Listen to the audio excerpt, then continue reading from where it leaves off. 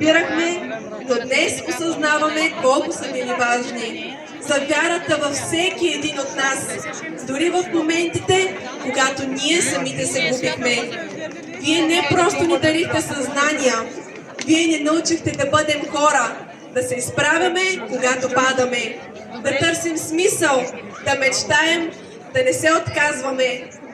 Скъпи родители, вие бяхте нашата опора през всички тези години.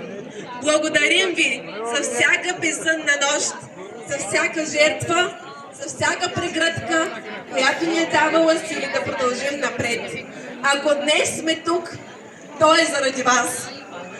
А на нашето скъпо училище, как се казва, с Богом на място, което е било дом. На класните стаи, в които сме се смели до сълзи. На коридорите, които пазят нашите тайни.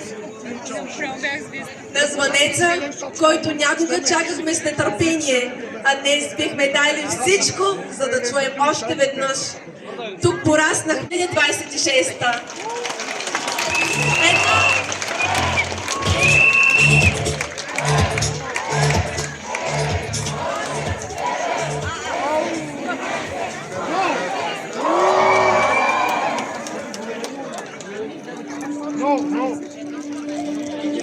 Мили момичета и